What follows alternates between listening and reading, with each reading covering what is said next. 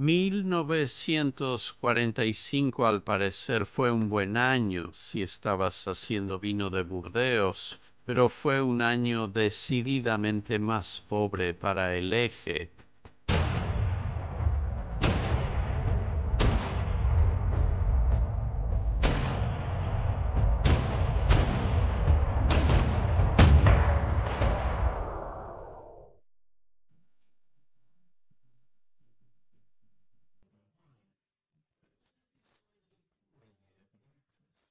Cuando llegó la primavera, los rusos estaban a poco más de una hora de conducción en tiempo de paz desde Berlín y los japoneses se enfrentaban a una invasión aliada de la última posición defensible antes del propio Japón continental, la isla de Okinawa. Mientras que menos de medio decenio antes, la Marina Imperial japonesa había ostentado la flota operativa más grande del Pacífico.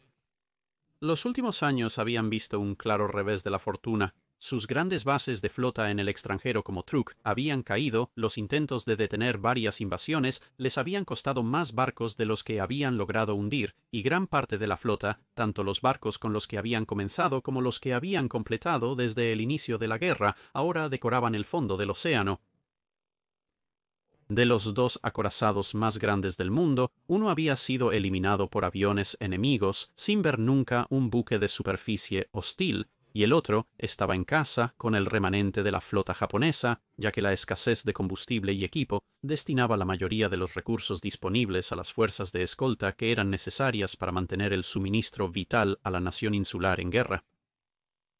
De los 12 buques capitales que poseía Japón, todos menos 3 fueron hundidos, con 2 más convertidos en portaaviones híbridos que carecían de cualquier avión. El Haruna, Nagato y Yamato apenas eran una fuerza para desafiar a las flotas aliadas que se enfrentaban a ellos, que estaban detallando el doble o el triple de ese número de acorazados para tareas de bombardeo costero de manera regular, mientras también mantenían una fuerza 3 veces mayor que la flota de buques capitales disponibles de los japoneses en el mar, escoltando sus propios portaaviones. La antes poderosa flota de portaaviones del Kido Butai estaba confinada a un puñado de cascos de portaaviones en varios estados de descomposición o casi terminados, y los escuadrones que estaban diseñados para llevar simplemente no existían.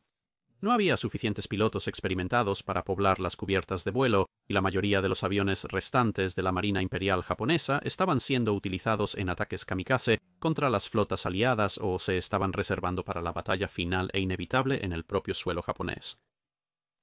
La cercanía de las fuerzas aliadas a las islas principales y el alcance que se incorporó en la mayoría de los aviones japoneses, en cualquier caso, hizo que estos portaaviones restantes fueran en gran medida una propuesta académica, ya que los aviones podían llegar a sus destinos desde aeródromos en el territorio japonés. Que los aliados iban a invadir Okinawa no era exactamente un trabajo de ciencia espacial para descifrar, y en marzo los principales funcionarios japoneses estaban informando al emperador Hirohito sobre los planes de defensa. El ejército imperial japonés planeaba lanzar cientos y cientos de aviones contra la flota de invasión, incluyendo ataques kamikaze masivos. La Marina Imperial japonesa, al observar el equilibrio del poder naval, planeaba mantener sus activos restantes en casa para el enfrentamiento final. Pero se supone que ahora el emperador preguntaría: ¿y qué pasa con la marina? ¿Qué están haciendo para ayudar a defender Okinawa? No tenemos más barcos. Uno no contrariaba ni contradecía al emperador, por lo que la armada japonesa comenzó a considerar la posibilidad de enviar una fuerza naval para contrarrestar la invasión. No había funcionado particularmente bien en el Golfo de Leyte, y el equilibrio de poder estaba ahora mucho más inclinado incluso que en aquel enfrentamiento. No había posibilidad de éxito para una operación naval convencional y escasas oportunidades de lograr algo en absoluto. Pero había una pequeña posibilidad, concluyeron: una operación kamikaze utilizando barcos podría lograr algo, y así salvar el honor que sentían que el emperador había puesto en duda. ¿Pero qué barco enviar? No tenía sentido enviar un barco que casi seguro sería destruido en el camino. La clase Kongo había demostrado ser altamente vulnerable a los ataques aéreos y submarinos, a pesar de su velocidad, lo que descartaba enviar a Haruna. Nagato estaba en mal estado, y también era el más lento de los 3 barcos de capital operativos restantes. Era más resistente que Haruna, pero la marina estadounidense tendría demasiado tiempo para atacarla. Eso dejó a Yamato. Era grande, relativamente rápida y resistente. El Musashi, barco hermano del Yamato, había sido derribado tras recibir docenas de impactos, pese a tener menos poder de fuego antiaéreo comparado con la gran cantidad de armas que ahora llenaban casi cada espacio de la cubierta del Yamato que no estuviera en el radio de explosión directa de sus armas principales. Con suerte, buen momento, así como una pequeña escolta, podría ser capaz de sorprender a las fuerzas aliadas, tal como lo había hecho una vez antes en la batalla de Samar. Entonces, solo necesitaría unas pocas horas para llegar a la isla, bombardear cualquier barco de asalto que estuviera a su alcance, y luego vararse junto con cualquier escolta que de alguna manera hubiera logrado sobrevivir. Luego sería utilizada como una fortaleza estacionaria en la isla, incapaz de hundirse hasta que fuera destrozada. La idea era luchar y matar a las fuerzas aliadas hasta que, al quedar inoperante, la tripulación restante se uniría al resto de los defensores en tierra y podría sobrevivir lo suficiente para lograrlo. Y así fue seleccionada para la misión, con un pequeño grupo de escoltas reunidos, en gran parte para proporcionar capacidad adicional de defensa antiaérea y absorber algunas bombas y torpedos en nombre del acorazado. Era un plan desesperado, si bien espectacular, pero que no fue recibido con mucho entusiasmo por aquellos a quienes se les encomendó llevarlo a cabo. Estaba muy bien que los superiores salvaran la cara enviando a sus subordinados a la muerte, pero el vicealmirante Ito y sus hombres, aunque no les importaba especialmente morir por su dios emperador, encontraron una serie de problemas cuando se trataba de morir simplemente por el orgullo de algún oficial superior, especialmente porque podría no lograr nada. También tenían la visión pragmática de que sus vidas serían mejor gastadas defendiendo las islas natales donde el enemigo vendría, minimizando así el tiempo de viaje desde el puerto hasta el compromiso y el tiempo para que la Marina de los Estados Unidos enviara enjambres de aviones. Fue solo el mensaje, quizás redactado de manera un tanto deshonesta que el propio emperador esperaba que este plan avanzara, lo que convenció a Ito para llevarlo a cabo. La tripulación, cuando se les informó de esto, también acordó seguir adelante con la idea, aunque los nuevos cadetes y los enfermos e inválidos fueron retirados del barco, ya que no se pensaba que contribuirían materialmente a la misión y por lo tanto sus muertes no servirían a ningún propósito. La tripulación restante ahora comenzaría un entrenamiento intensivo en el manejo de las armas antiaéreas y también en mejorar los procedimientos de control de daños, con el objetivo directo de mantener el barco vivo y a flote el mayor tiempo humanamente posible. La fuerza partiría a las 1520 horas de la tarde del 6 de abril de 1945. La formación consistía en el acorazado Yamato, acompañado por el crucero ligero Yahagi y 8 destructores. La decisión de no llevar a Nagato casi inmediatamente dio frutos, ya que 2 submarinos de la Marina de los Estados Unidos, el Threadfin y el Huckleback, los avistaron poco después de la partida alrededor de las 1830, pero no pudieron posicionarse para atacar debido a la alta velocidad de crucero de la formación de 22 nudos. Sin embargo, seguía siendo un golpe de mala suerte, ya que a diferencia de la batalla de Samar, la Marina de los Estados Unidos ahora conocía la presencia del enorme acorazado y podía comenzar los preparativos adecuados. Los aviones de escolta detectaron los submarinos y enviaron una advertencia a la flota que pudo tomar medidas evasivas y mantener su alta velocidad. Pero no pudieron atacar con éxito al submarino estadounidense y a las 2144 la formación japonesa fue tratada para interceptar un informe de radio del Threadfin detallando sus movimientos precisos con doloroso detalle. A la mañana siguiente, varios contingentes de ceros escoltaron la formación durante algún tiempo, pero en la superficie uno de los destructores, el Asashimo, tuvo que abandonar debido a problemas de motor, y molesto, los aviones estadounidenses persistentes comenzaron a seguir a la fuerza poco después de que los ceros tuvieron que retroceder. Nada de lo que los japoneses pudieran hacer sacudiría a los exploradores estadounidenses, ni siquiera una salva completa de rondas antiaéreas de 18.1 pulgadas del tipo 3, y la flota luego perdería tiempo haciendo un movimiento de diversión falso lejos de Okinawa que tampoco logró engañar a los hidroaviones observadores. El único punto brillante fue que Yahagi logró interferir sus transmisiones, obligando a uno de ellos a retroceder fuera de alcance para hacer su propio informe. El siempre esperanzado y persistente Huckleback también fue visto siguiendo la formación, esperando desesperadamente que alguien redujera la velocidad. Los japoneses tenían sus propios exploradores y fueron informados a las 10:17 que la Fuerza de Tarea 58 de la Marina de los Estados Unidos estaba al este de Okinawa, a unos 250 millas de su propia posición. Mientras tanto, en la flota aliada llegaban informes de la Fuerza de Tarea de la Marina japonesa, y varios almirantes comenzaron a reaccionar, aunque sin informarse mutuamente de inmediato. El almirante Spruance, al mando general, ordenó a la fuerza de bombardeo del contraalmirante Adeo, compuesta por poco menos de una docena de acorazados más antiguos, incluyendo a varios veteranos de Pearl Harbor, que se prepararan para zarpar e interceptar. Sin embargo, el vicealmirante Mitchell, subordinado de Spruance y líder de los elementos portadores de la flota, comenzó a preparar un masivo ataque aéreo, solo informando a su superior una vez que los aviones ya estaban despegando de las cubiertas de sus barcos.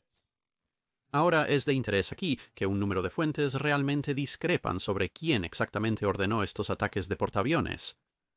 Algunos de ellos simplemente se lo atribuyen a Mitchell, mientras que otros dicen que Mitchell estaba indispuesto debido a una enfermedad en este momento y su propio subordinado, el comodoro R. Lake Burke, actuando como su jefe de personal, ordenó el ataque en nombre de su jefe.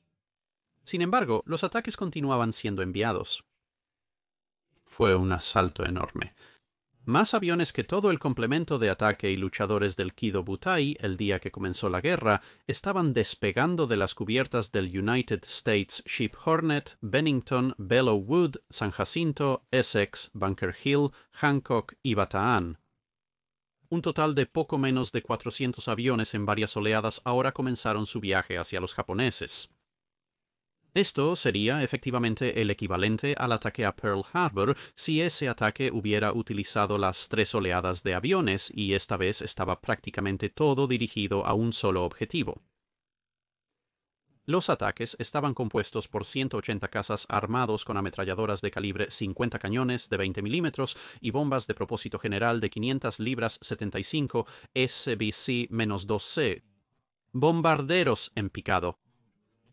Helldiver armados con una mezcla de bombas semiperforantes de 1000 libras y bombas de propósito general, dependiendo del escuadrón, junto con un par de bombas de propósito general de 250 libras ubicadas junto a la carga principal. Completando la fuerza estaban 131 bombarderos de torpedos Avenger armados con torpedos Mark XIII. Cuando se enteró de este ataque aéreo que se estaba organizando, Spruance decidió dejarlos seguir adelante, respondiendo a la señal de Mitch: ¿los tomas tú o los tomo yo? Con tú, tómalos.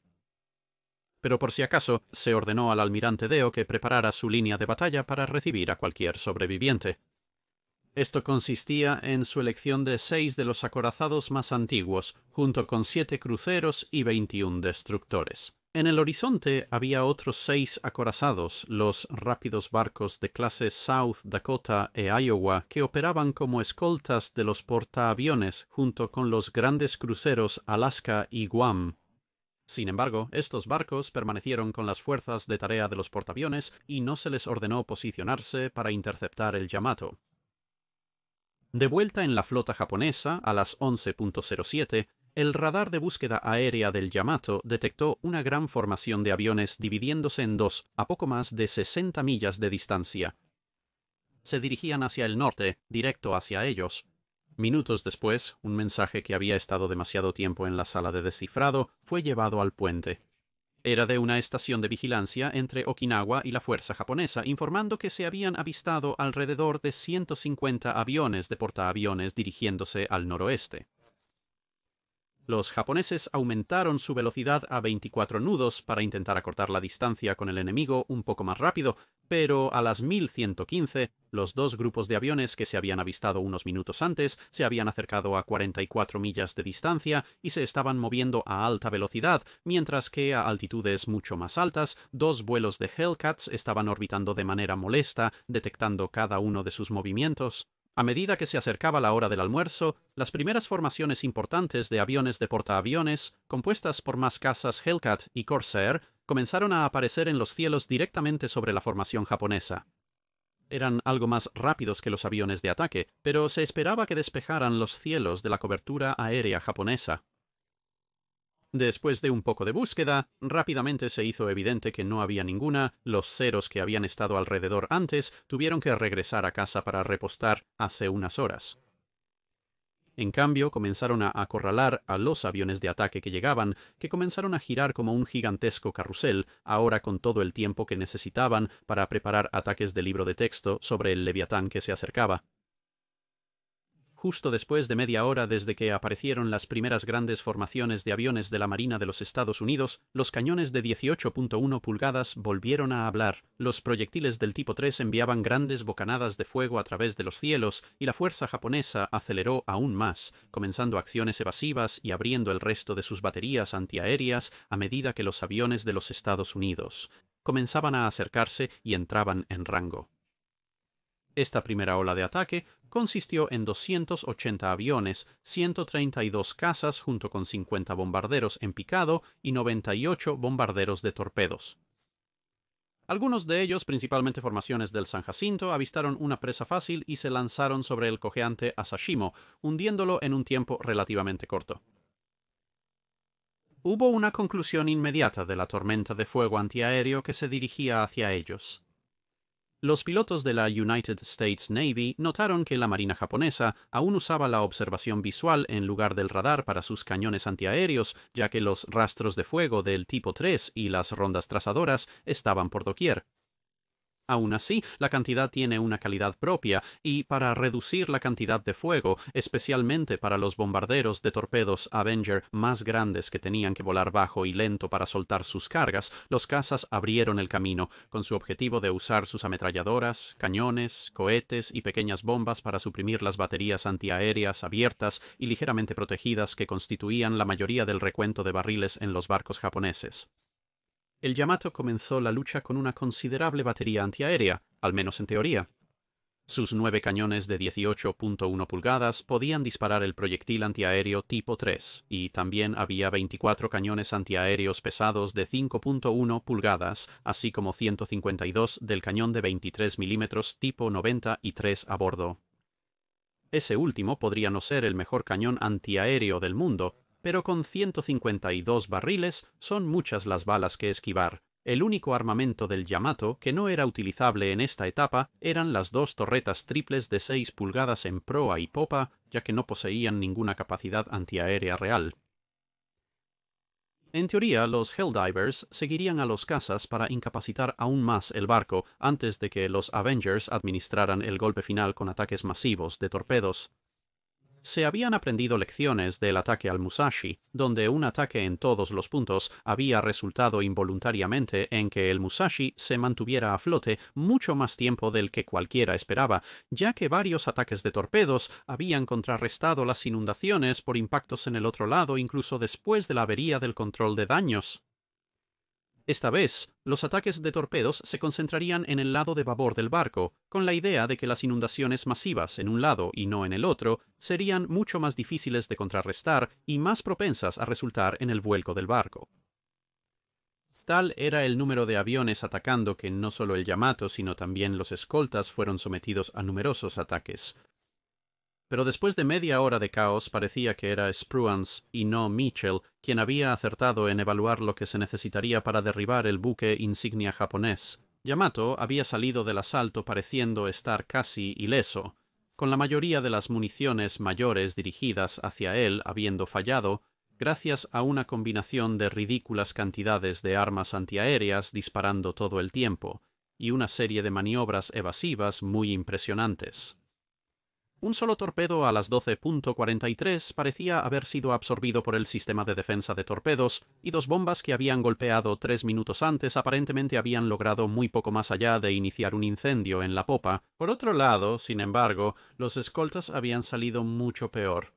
3 de los 7 destructores, el Isokase, Hamakase y Suzuki, estaban gravemente dañados, los 2 primeros de manera fatal, aunque todavía estaban flotando, y el crucero ligero Yahagi había sido primero incapacitado por un impacto de torpedo y ahora estaba inmóvil en el agua. Además, el daño a Yamato era un poco más severo de lo que parecía. El control de fuego de la batería secundaria de popa y uno de los radares de búsqueda aérea estaban ambos fuera de acción, al igual que la torreta triple de 6 pulgadas de popa. Estos esfuerzos le habían costado a la Marina de los Estados Unidos un Helldiver y un Avenger derribados, con otro Helldiver gravemente dañado.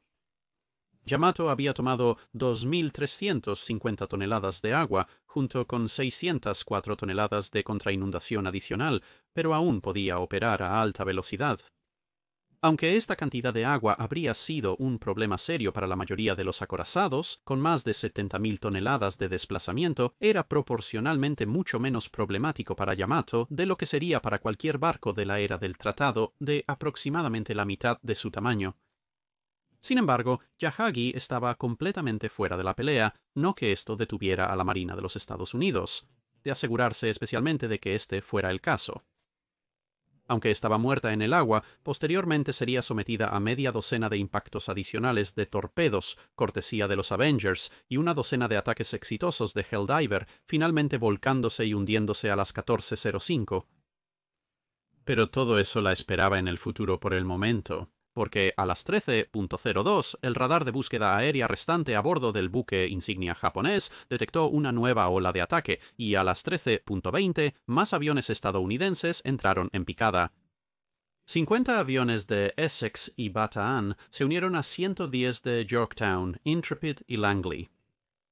Despojado de muchos de sus buques de escolta y con muchas de las posiciones de artillería antiaérea ligera y media eliminadas por ataques de cazas anteriores, Yamato estaba en una posición mucho menos resistente y ahora era el objetivo principal de todos los aviones atacantes. Ahora recibiría más impactos a medida que las bombas y torpedos golpeaban con fuerza.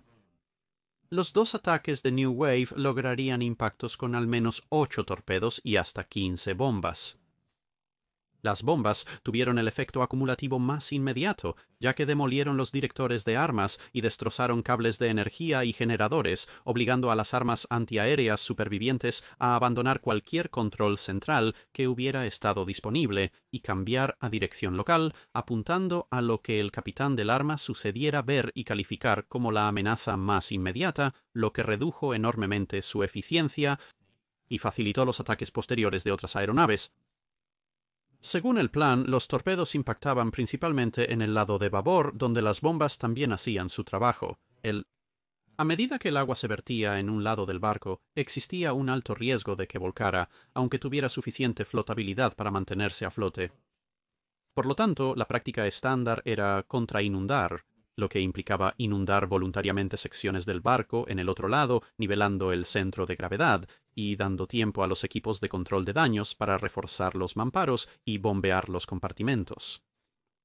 Yamato incluía compartimentos especialmente diseñados para este propósito, y en un apuro otras partes del barco también podrían ser utilizadas, pero la estación de control de daños por agua, que habría controlado principalmente este esfuerzo, había sido redistribuida a alta velocidad a varias otras partes del barco gracias a una bomba de un Helldiver, haciendo que esta línea de acción fuera difícil, si no imposible de llevar a cabo. Menos de un cuarto de hora después de este nuevo asalto, los equipos de control de daños se vieron obligados a inundar en su lugar las salas de máquinas y calderas de estribor del barco, sacrificando la mitad de la potencia disponible del barco, así como a cientos de tripulantes que no tuvieron tiempo de salir, en un esfuerzo por intentar mantener el barco en una quilla uniforme. La inundación y la pérdida de energía hicieron que el Yamato comenzara a disminuir su velocidad y a hundirse más profundamente en el agua.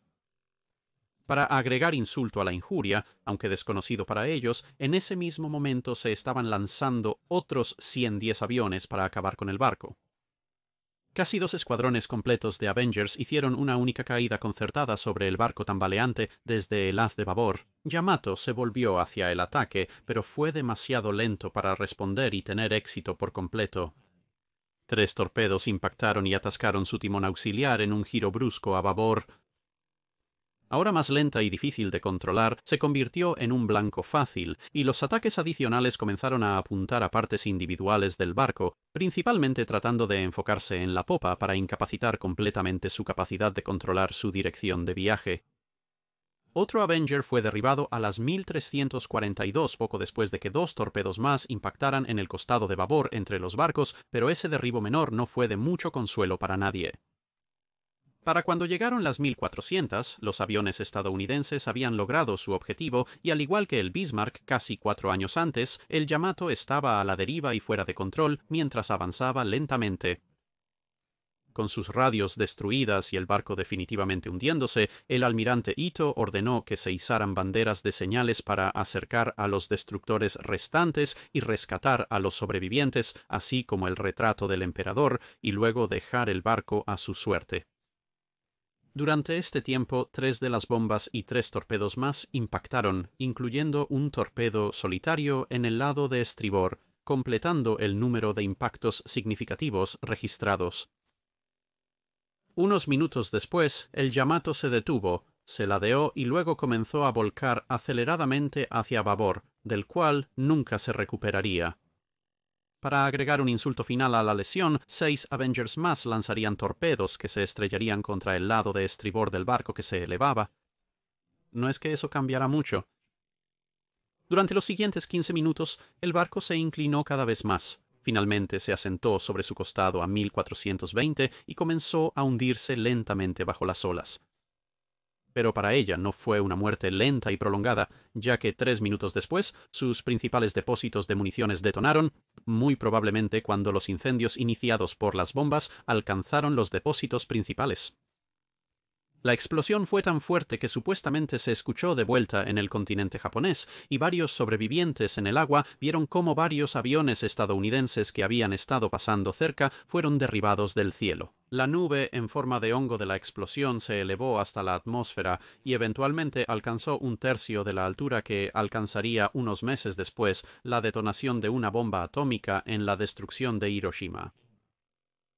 Mientras el naufragio roto se precipitaba al fondo del mar, aparentemente, según el análisis del naufragio, hubo otra explosión que probablemente puso fin misericordiosamente a la vida de cualquiera que quedara atrapado dentro. Los escoltas restantes tampoco se salvarían.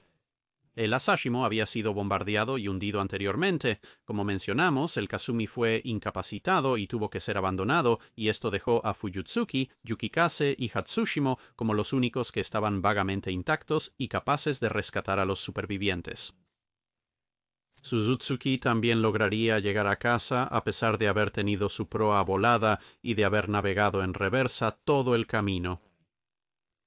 Solo habría 280 supervivientes del Yamato, junto con 555 supervivientes del Yahagi y poco más de 800 supervivientes de los diversos destructores hundidos.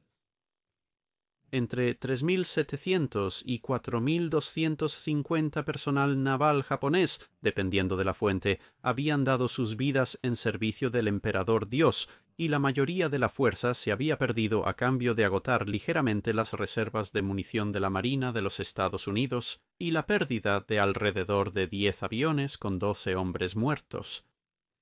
Esto indicaría que 7 aviones fueron destruidos en la explosión del Yamato, ya que solo se registra que 3 fueron derribados en acción. A pesar de la enorme distracción que había proporcionado la Operación Tango, los 115 aviones que el ejército imperial japonés había enviado tras la flota de los Estados Unidos, aproximadamente al mismo tiempo, no lograron hundir nada de importancia, perdiendo casi 100 de su número a cambio de dañar el portaaviones Hancock, el acorazado Maryland y el destructor Bennett, aunque este último fue relativamente dañado de manera severa. Uno se pregunta qué podría haber sucedido si todos esos aviones hubieran estado disponibles para proporcionar cobertura aérea para el Yamato. Pero no lo estaban, y así pasó a la historia el acorazado más grande que el mundo ha visto navegar los mares, junto con cualquier posibilidad de un último gran duelo de acorazados. Dado que el nombre Yamato se usa a menudo en la poesía japonesa como referencia a Japón mismo, el hundimiento del barco también podría verse como una representación simbólica de la caída final del imperio japonés. Menos de un mes después de que el orgullo de la marina japonesa se hundiera en el mar, Alemania se rendiría, y alrededor de 3 meses después también lo haría Japón, y la guerra terminaría. Y eso concluye este breve resumen de la Operación Tango, con una última cosa que mencionar, que es que este video no habría sido posible sin la ayuda de un suscriptor y miembro del Discord que prefiere ser conocido como una fuente en América con un don para encontrar cosas. Así que sabes quién eres y muchas gracias por tu ayuda para reunir el material para este video. Eso es todo. Gracias por ver.